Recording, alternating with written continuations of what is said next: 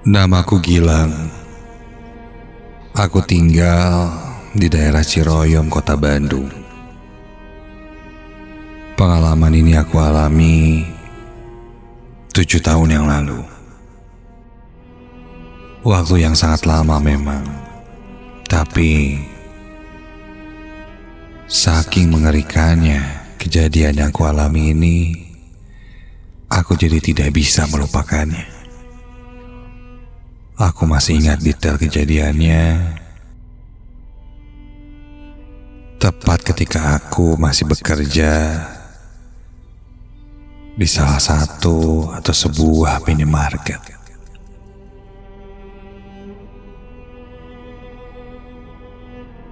Saat itu hari Kamis malam Jumat. Aku ke bagian kerja shift 3. Masuk jam 5 sore, pulang jam 12 malam. Aku berangkat jam 4 sore untuk meminimalisir terlambat, karena di Ciroyom terkadang suka macet. Dan benar saja, meski aku pergi lebih awal, sekitaran pasar agak padat, merayap dan macet. Singkat cerita, aku sampai jam setengah 5 lebih 10 menit. Aku langsung masuk ke toko dan di sana ada 4 rekan kerjaku. Sebut saja mereka Agam, Taufan, Tresna, dan Pak Irwan, kepala toko.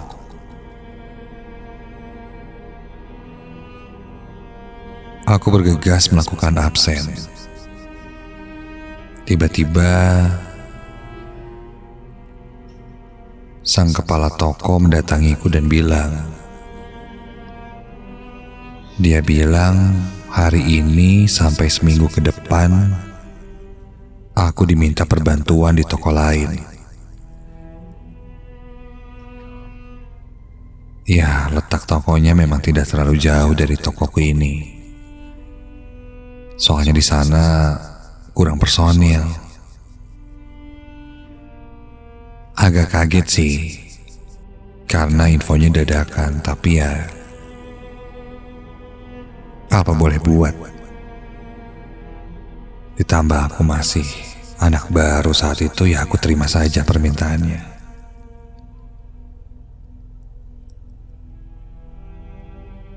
Mendengar itu, rekan kerjaku bilang padaku,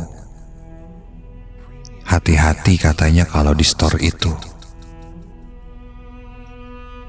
Kontan aku bertanya, memang kalau di store yang itu kenapa? Temanku bilang, gak kenapa-napa, cuma gudang penyimpanan barangnya ada di lantai 4 di atas. Jadi mungkin agak rumit ketimbang di sini.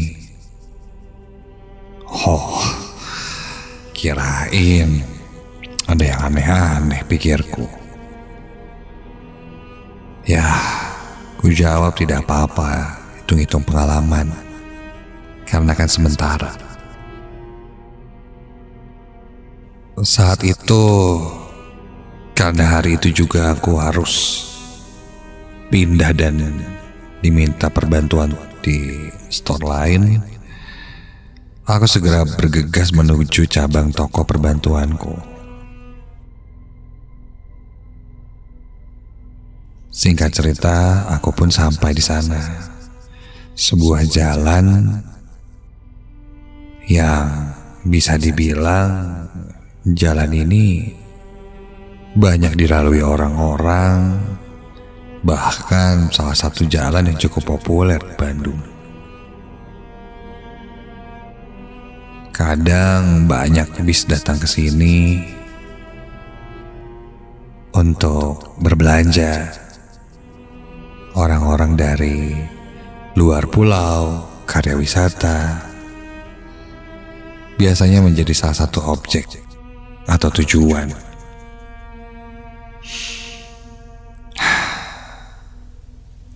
Sampai di sana aku segera masuk ke toko dan langsung meminta bertemu kepala toko yang ada di cabang itu. Setelah berkenalan dengan kepala toko yang bernama Pak Eko, aku pun bergegas untuk langsung bekerja. Aku menaiki anak tangga sampai di lantai 2. Di sana aku tidak melihat gudang untuk menyimpan perlengkapan. Cuma ada satu ruangan dengan pintu tertutup.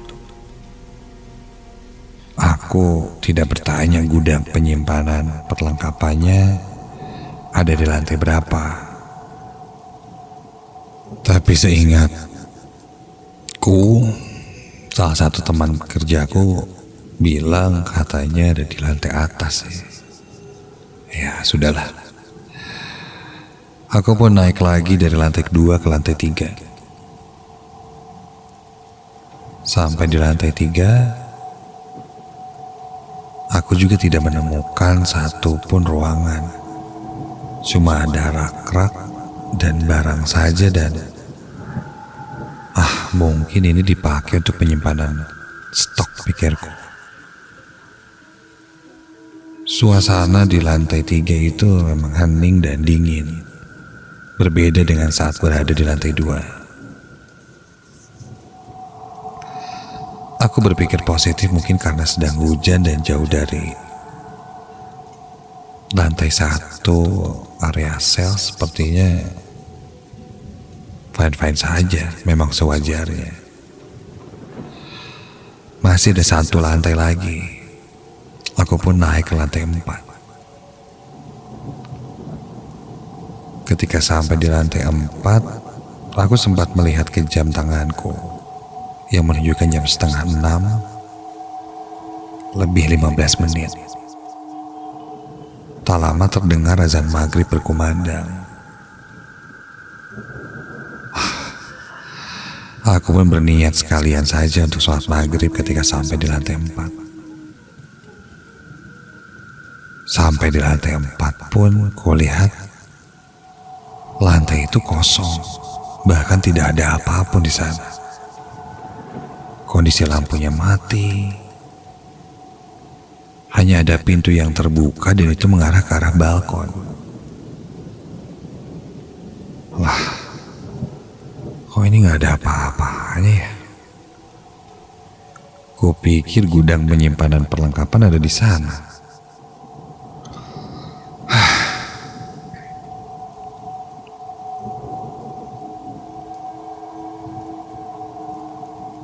Aku pun coba berjalan di lantai 4 itu, mencari sakral lampu untuk menyalakan lampu yang ada di lantai 4. Karena saat itu sudah cukup gelap, hanya penerangan pun dari celah pintu balkon.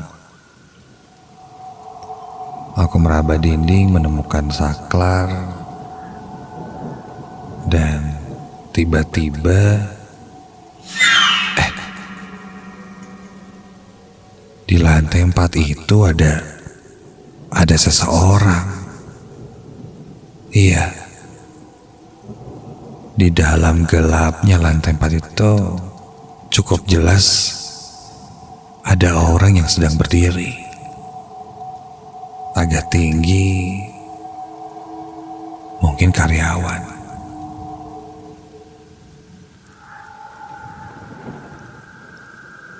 Agak samar sih memang terlihatnya, tapi cukup jelas sih. Ada seseorang yang berdiri dan mungkin itu karyawan. Karena tidak menemukan saklarnya, aku pun perlahan mendekati orang itu. Jalan semakin dekat, berniat untuk menanyakan di mana saklar lampunya dan sedang apa dia di sana.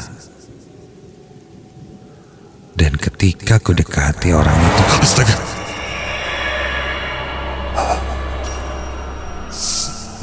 sebagian wajahnya tersorot oleh cahaya dari balkon.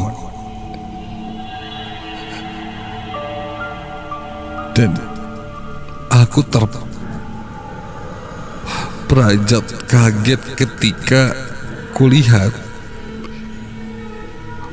orang yang di depanku itu tidak memakai seragam karyawan, melainkan memakai baju jubah hitam, rambutnya panjang, dan sangat berantakan. Iya, sosok itu berdiri kaku, melihat ke arahku sampai kepalanya terlepas dari badannya. Kontan aku langsung lari terbirit-birit turun ketakutan.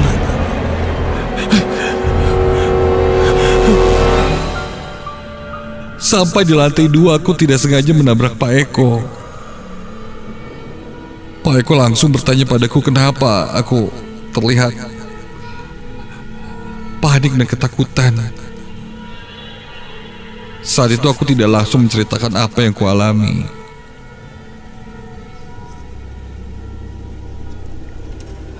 Aku bilang aku tidak menemukan gudang penyimpanannya ada di mana. Dan Pak Eko pun menunjuk ruangan yang ada di salah satu lantai 2 itu. Di sana katanya. Aku pun segera masuk dan bersiap-siap saat itu.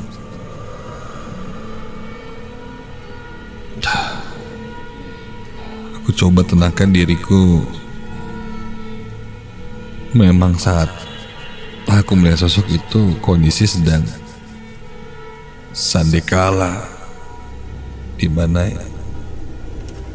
mereka sedang keluar saat itu.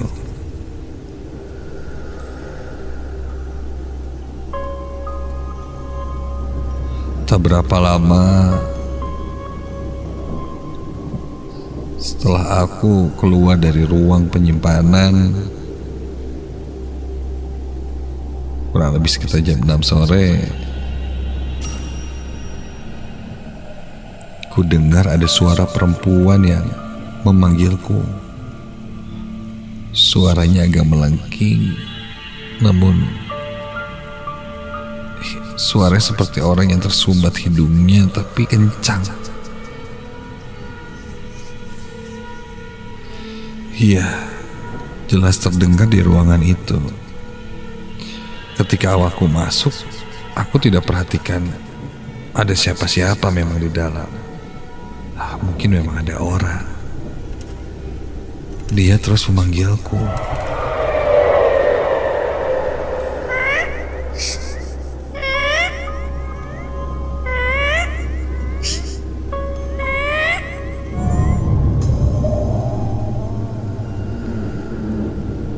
Terdengar memang agak aneh. Ku tengok ke belakang. Ada yang sedang duduk di pojok ruangan itu. Seorang perempuan, rambutnya agak panjang.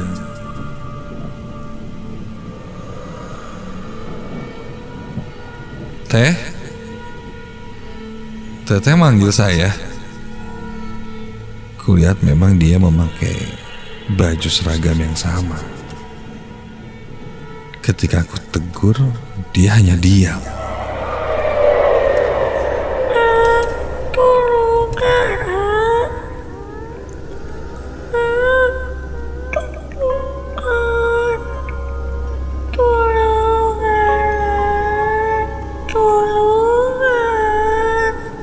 Teteh kenapa teh? Aku semakin mendekati orang itu. Dan ketika ku pegang bahunya,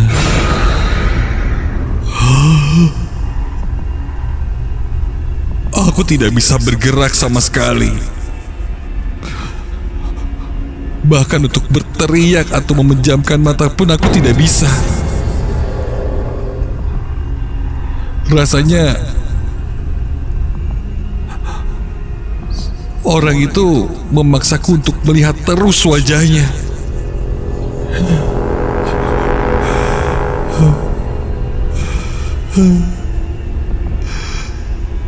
Perempuan itu berwajah pucat.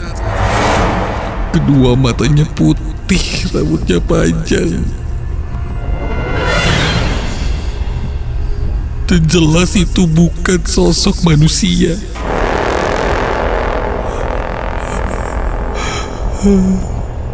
Dia melihat ke arahku, mulutnya terus mengucapkan kata minta tolong dengan suaranya yang nyaring itu.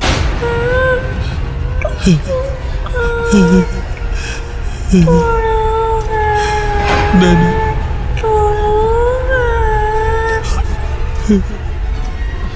sosok itu tiba-tiba mulai merintih kesakitan dan menangis. Keluar air mata, darah dari matanya. Dia terus merintih kesakitan dan meminta tolong.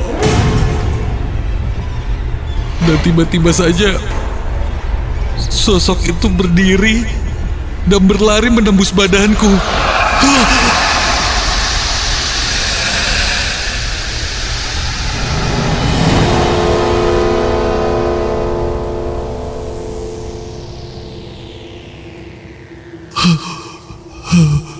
Ketika itu badanku bisa kugerakkan lagi.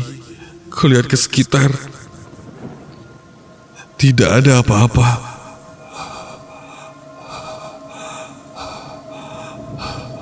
Kepalaku pun pusing dan aku pun duduk sejenak. Rasanya pandanganku mulai kabur dan aku pun tidak sadarkan diri. Yang kurasakan seperti itu, tapi saat itu aku entahlah, seperti mimpi tapi terasa nyata. Aku berada di sebuah hutan dan rawa. Di depanku ada satu rumah besar. Aku seakan digiring untuk masuk ke rumah itu. Ketika aku masuk ke rumah itu, tiba-tiba kulihat ada sosok perempuan. Sepertinya ketakutan, dikejar-kejar, dan akhirnya terjatuh dari lantai 2 rumah itu. Ketika perempuan itu terjatuh, kepalanya berlumuran darah. Ketika melihat itu, sosok perempuan yang ada dalam mimpiku itu melihat ke arahku. Tatapannya nanar dan seketika aku langsung tersadar. Ketika tersadar, aku sudah bersama Pak Eko dan beberapa teman-temanku yang bekerja di store itu. Mereka bertanya kenapa aku terlihat pucat dan pingsan. Kalau kecapean atau tidak sanggup ya tidak usah bekerja. Aku pun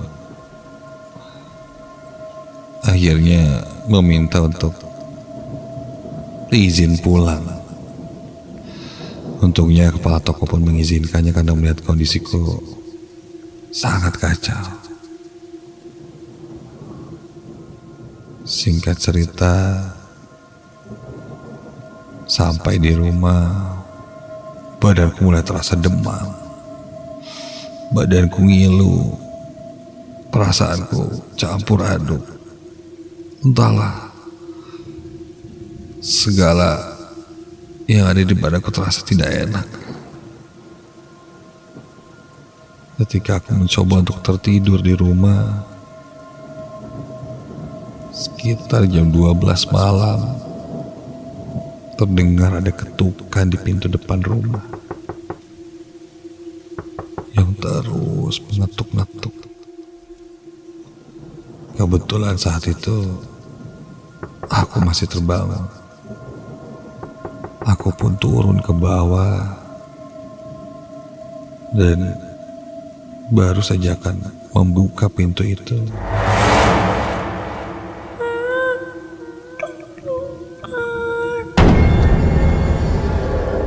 Suara tangisan yang sama yang ku dengar di tempat kerjaku. Dia menangis dan bilang ingin disempurnakan. Aku pun tidak pernah membuka ketukan pintu itu. Waktu pun berlalu. Sampai akhirnya muncullah cerita yang beredar di toko itu. Dulu sebelum dijadikan stall, tempat itu sudah kosong cukup lama. Dan kata orang-orang memang cukup angker. Entah ada cerita apa di balik tempat itu. Yang jelas, niat saya adalah bekerja. Jika kalian memang ada di sana, dimanapun kalian berada, sama-sama kita tinggal di sini dan jangan mengganggu. Itu yang selalu kuterapkan kali ini.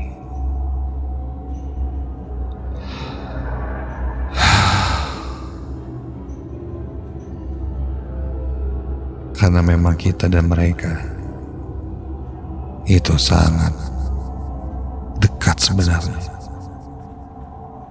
Karena hidup saling berdampingan.